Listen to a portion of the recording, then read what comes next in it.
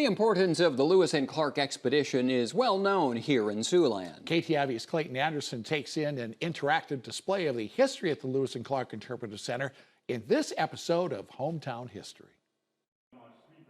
The tour of the Louisiana Territory saw 30 people in total behind the leadership of Captain Meriwether Lewis and his second lieutenant, William Clark. Sergeant Charles Floyd was the only member of the crew to die on his trek near Sioux City. Along the journey, they took detailed journals of the wildlife, vegetation, scenery, and their encounters with natives of the land. Amanda Gibson, the director of the Lewis and Clark Interpretive Center, says it is important to share the history of Western expansion and the findings of the expedition and share interesting tidbits on how remarkable it was. Clark sat down and drew out the map that he made on the journey. And when he drew out this map of an 8,000-mile journey, if you use modern GPS, his map was only off by 40 miles.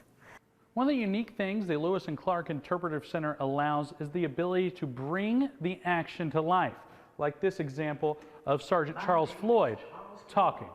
I always say the more fun you have while you're learning, the longer you're going to remember it and the greater impact it's going to have on you. So we have lots of toys and games throughout the museum for kids and adults. The adults have just as much fun as the kids do. Sergeant Floyd isn't the only audio animatronic figure they have. Lewis and Clark come to life. Sometimes I wish I had your common sense, Cuck. Thomas Jefferson shares a speech. The Spanish, French, and British also want to discover that Northwest Passage. And the newest figure is Lewis and Clark's slave, York. The captain's medicines could make him better. We buried him atop a hill. Gibson says it is important to share the complex story of York to the expedition, as he was given freedom in ways like being allowed to carry a gun, but was also still a victim of oppression.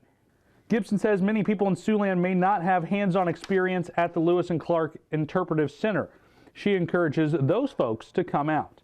I would say come down and check it out. We have a lot of fun down here. We have free educational programming for grades K through 12. We offer school tours. We offer adult programming. We have lectures. We have music on weekends. So it's just really becoming a great community center. That'll do it for this episode of Hometown History from the Lewis and Clark Interpretive Center. Join us next time to see where we head next. In Sioux City, Iowa, Clayton Anderson, KTIV News 4.